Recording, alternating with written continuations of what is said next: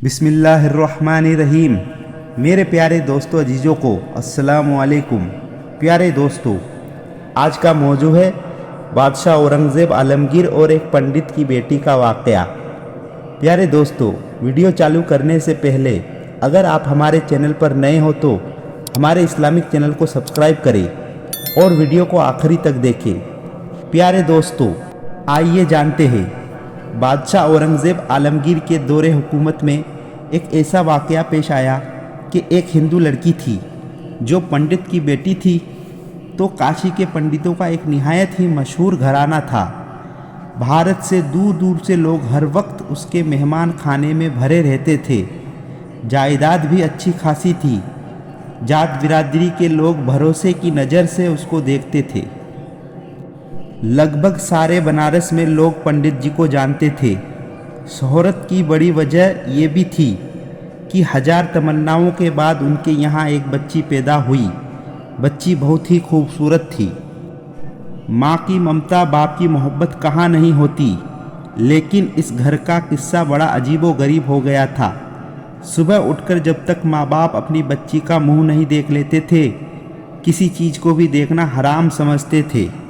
बच्ची ने जैसे ही शऊर की मंजिल में कदम रखा तो उसकी तालीम और तरबियत के लिए कई उस्ताद मुकर्रर कर दिए गए। उसने जवानी की दहलीज पर कदम रखा तो अल्लाह की तरफ से खूबसूरती के साथ साथ अक्ल व जहानत भी उसे गजब की मिली थी। माँ बाप प्यार से अपनी बेटी को शकुंतला कहते थे। बड़े होने के बाद भी यही नाम जारी हो गया। अब शकुंतला का नाम घर ही के लोगों की जुबान पर नहीं था, बल्कि दूर दूर तक शकुंतला के नाम की शोहरत पहुंच गई थी। ठीक उन्हीं दिनों में हजरत औरंगज़ेब आलमगीर रहमतुल्लाह अलैह की हुकूमत सारे हिंदुस्तान में थी। उस वक्त हजरत औरंगज़ेब आलमगीर रहमतुल्लाह अलैह ने इब्राहिम खान नाम के एक शख्स को बनारस का कोतवाल बनाकर भेज दिया। अभी इब्राहिम खान को आए हुए चंद ही रोज हुए थे कि सारे बनारस में उसके खिलाफ दहशत फैल गई थी। कहते हैं कि वो एक निहायती जालिम, कमीना और बदतरीन शख्स था और इतने रोबो दबदबे के साथ रहता था कि कोई भी उसके खिलाफ नहीं बोल सकता था। उसके जासूस गली गली चिलमन के पीछे महकती हुई जुल्फों का सुराग लगाते फिरते थे। एक दिन जासूसों ने शकुंतला का पता लगा ही लिया और ये खबर उस अय्यास कोतवाल इब्राहिम खान को पहुंचाई और कहने लगे, हुजूर आप तो बेकार में परेशान हैं। अपने वक्त का सबसे चमकता हुआ हीरा इसी बनारस में मौजूद है। लोग कहते हैं कि पंडित लाला राम की बेटी शकुंतला, जिसका नाम है, कमल के फूल की तरह है जो सारे झील में एक ही खिलता है। एक बदमाश शराबी की तरह बहकते हुए अंदाज में उसने कहा, तुम उसके घर का सही पता मालूम करके आओ और ये खबर भी लेकर आओ कि वो अपने घर से बाहर कब निकलती है। दूसरे दिन जासूसों ने सारी जानकारी मालूम करके कोतवाल को ये इत्तला कर दी कि काशी के फला मोहल्ले में बिल्कुल गंगा के बगल में उसका घर है। बिल्कुल सुबह सवेरे वो गंगा स्नान करने के लिए अपने घर से बाहर निकलती है। रात और दिन में उसके घर से निकलने का बस यही वक्त है। कोतवाल ने पंडित लाला राम को अपने दरबार में बुलवा लिया और उसने पंडित से कहा, ए पंडित, हमें ये खबर मिली है कि शकुंतला नाम की तुम्हारी एक बेटी है। हम चाहते हैं कि उसे हम अपने घर की जीनत बनाएं, लिहाजा उसकी डोली सजाकर मेरे दरवाजे तक पहुंचा देना। पंडित ने जब ये बात सुनी तो लरज़ गया और वो कोतवाल के कदमों में गिरकर गिड़गिड़ाने लगा, रहम की भीख मांगने लगा। लेकिन उसकी चीखों पुकार का असर कोतवाल पर कुछ भी न हुआ। उसने पंडित की आंखों में आंखें ढालकर ये धमकी देते हुए कहा, तुझे सिर्फ 1 हफ्ते की मोहलत देता हूँ। अगर इस दौरान मेरे हुक्म की तामीर न हुई और तुम्हारी बेटी की डोली मेरे दरवाजे पर न आई, फिर याद रखना कि मैं अपने सिपाहियों के जरिए उसे ज़बरदस्ती भी उठा कर ला सकता हूँ। बाप रोता हुआ घर आया और सारा माजरा शकुंतला को बताया तो बेटी ने बाप को मशवरा दिया और कहा कि आप कोतवाल से 1 महीने की मोहलत मांगे। तो कोतवाल की तरफ से 1 महीने की मोहलत दे दी गई। अब शकुंतला ने मर्दाना लिबास पहना, सर पर इमामा बांधा, घोड़े पर सवार हुई और दिल्ली की तरफ रवाना हो गई। सुल्तान औरंगजेब नमाज़े जुम्आ से फारिग हुए ही थे कि उसके सामने शहजादे का लिबास पहने हुए एक नौजवान खड़ा था। रोशन जमीर बादशाह को हकीकत तक पहुँचने में 1 लम्हे की देर न लगी और फरमाया, बेटी लो ये चादर लो और इसे ओढ़ लो। एक औरत को मर्दों के सामने बेपर्दा नहीं रहना चाहिए। अपने औरत होने का राज मत छिपाओ। मैं तुम्हारी फरियाद सुनने के लिए ही तो यहाँ बैठा हूँ। तो शकुंतला बहुत रोने लगी और सारी कहानी बयां कर दी। कहानी सुनाते वक्त बादशाह की हालत देखने लायक थी। एक रंग आता था, एक रंग जाता था। कभी पलकें भीग जाती थी तो कभी गुस्से से चेहरा लाल हो जाता था। जब वो अपना बयान खत्म कर चुकी तो बादशाह औरंगजेब ने यह हुक्म सुनाया कि 1 महीने में से कुछ दिन ही बाकी रह गए हैं। तुम फौरन अपने घर लौट कर जाओ और अपने माँ बाप से कह देना कि वो फौरन तुम्हारी डोली का इंतज़ाम करे। ये हुक्म सुनकर शकुंतला के सारे अरमानों का खून हो गया। उसके पाँव के नीचे से ज़मीन खिसक गई। वो चादर के एक कोने से अपनी आंखों के आंसू पोंछते हुए उल्टे पांव वापस आई। रास्ते भर नाकामी की चोट उसे सताती रही। बार बार वो यही सोचती रहती थी कि बादशाह ने उसके साथ इंसाफ नहीं किया। फिर कभी ख्याल आता, बादशाह के मुंह से बेटी कहकर पुकारना ये कोई मामूली चीज़ नहीं है। वो ज़रूर उसका हक अदा करेंगे। वो ज़रूर आएंगे मेरी मदद के लिए, उस जालिम को सजा देने के लिए। जो तारीख तय की गई थी उसी तारीख पर शकुंतला की डोली तैयार हो गई।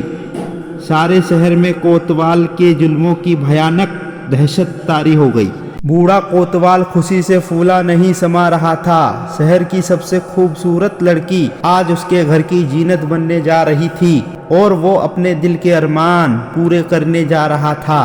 किसी ने खबर दी, शकुंतला की डोली बहुत करीब आ चुकी है। बस चंद ही कदमों के फासलों पर अब उसकी डोली दिख रही है। बूढ़ा कोतवाल पैसे लुटाने में मशरूफ हो गया। बनारस की भिखारियों में एक लूट सी मच गई। कोतवाल का गुरूर ये देखकर और भी जाग उठा। पैसे लुटाते लुटाते डोली के करीब पहुंच गया। अब जब उसकी नज़र उठती है तो सामने शहंशाह हजरत औरंगजेब आलमगीर खड़े थे। कोतवाल ने जैसे ही देखा तो खौफ से कांपने लगता है। दहशत के मारे सारे जिस्म का खून सूख जाता है। मूर्ति की तरह बेहरकत होकर रह जाता है। गुस्से से कांपते हुए शहंशाह ने कहा, क्यों जालिम, मैंने इसी करतूत के लिए तुझे बनारस भेजा था। दिन दहाड़े हया का खून करते हुए तुझे जरा भी शर्म नहीं आई। एक हौलनाक कहर और जुल्म का तमाशा रचाते हुए तुझे इसका भी ख्याल नहीं आया कि हक के मुकाबले में औरंगजेब की तलवार अपने और पराये का कोई फर्क नहीं रखती। क्या तुझे ये भी मालूम नहीं था कि ये सारा हिंदुस्तान इस्लाम की पनाह में है। यहाँ की लोगों की इज्जत और आबरू और जानो माल की हिफाजत एक मुसलमान का फ़र्ज होता है। गुस्से के मारे बादशाह औरंगजेब आलमगीर का चेहरा लाल होकर रह गया था। आंखों से अंगारे फूट रहे थे और एक कोतवाल था जिसका खून खुश्क होता जा रहा था। तभी दिल्ली से चला हुआ फौजी दस्ता भी आ पहुंचा। कोतवाल की तरफ इशारा करते हुए बादशाह ने हुक्म दिया कि इस जालिम को इसके बुरे कामों की सजा दो ताकि दूसरों के लिए इसका अंजाम एक इबरत बन जाए। चुनांचे ऐसा ही हुआ। मेरे प्यारे दोस्तों, उसके दोनों पांव अलग अलग हाथी को बांध दिए गए, यानी उसके दोनों पांव अलग अलग करके 2 खूंखार हाथियों की टांगों से बांध दिए गए और पूरी ताकत के साथ हाथियों को अलग अलग सिमत में दौड़ाया गया, यहाँ तक कि वो कोतवाल के 2 हिस्सों में तकसीम हो गया। जमीन पर उस कमीने के रेजे रेजे बिखर गए। सारा बनारस औरंगजेब के रहमो इंसाफ से गूंज रहा था। शकुंतला की डोली अब अपने घर पहुंची। तभी बादशाह भी उसके घर पहुंच गए। और पहुँचते ही फ़ौरन 2 रकात नमाज शुक्राने की पढ़ी और अल्लाह का शुक्र अदा किया और हुक्म दिया कि मुझे 1 गिलास पानी दो और फरमाया, जिस दिन तुम अपनी फरियाद लेकर हमारे दरबार में आई थी, मैंने उसी दिन अपने अल्लाह से पक्का वादा कर लिया था कि जब तक तुमको इंसाफ ना दिलाऊं तब तक मैं पानी का एक कतरा भी अपने हलक के अंदर नहीं उतारूंगा। और मैंने उस दिन से लेकर आज तक पानी का एक घूंट भी नहीं पिया। और मेरे प्यारे दोस्तों, शकुंतला ने चादर से अपना मुंह छिपाते हुए कहा, भारत के स्वामी, मुझे पूरा यकीन था आपने जिसे अपनी बेटी बनाया है उसकी लाज बचाने के लिए आप जरूर आएंगे। अपनी महबूब रियाया के साथ ये अन्याय आपसे हरगिज देखा ना जाएगा। तो मेरे प्यारे दोस्तों, अब जैसे ही हजरत औरंगजेब आलमगीर अपने दरबार में वापस लौटना चाहते तो पंडित लाला राम हाथ जोड़कर खड़े हो जाते और कहते, जहांपना, इस भूमि को आपने अपने इस सजदे से पवित्र बना दिया है, इसलिए हम इस भूमि को मस्जिद के लिए वक्फ करते हैं। शहंशाह ने उसके इस ऐलान का शुक्रिया अदा करते हुए एक तांबे के पत्र पर एक तहरीर लिखकर दे दी कि इस मस्जिद के मुतल्ली यानी कि मस्जिद के इंचार्ज हमेशा उसी खानदान के लोग रहेंगे और आज भी गंगा के किनारे ये मस्जिद खड़ी है। इसका नाम धरेरा की मस्जिद है। प्यारे दोस्तों, हर मजहब की कोई ना कोई खासियत होती है। इस्लाम की खासियत अदलो इंसाफ है, जो कि औरंगजेब रहमतुल्लाह अलैह के अंदर कूट कूट कर भरी थी। आज अगरचे लोग उनका नाम बदनाम करने की कोशिश करते हैं, लेकिन हकीकत पर कोई पर्दा नहीं डाल सकता। बेशक औरंगजेब आलमगीर एक सच्चे और इंसाफ पसंद बादशाह थे। तो मेरे प्यारे दोस्तों, हम उम्मीद करते हैं कि आज की जानकारी आपको मिल गई होगी।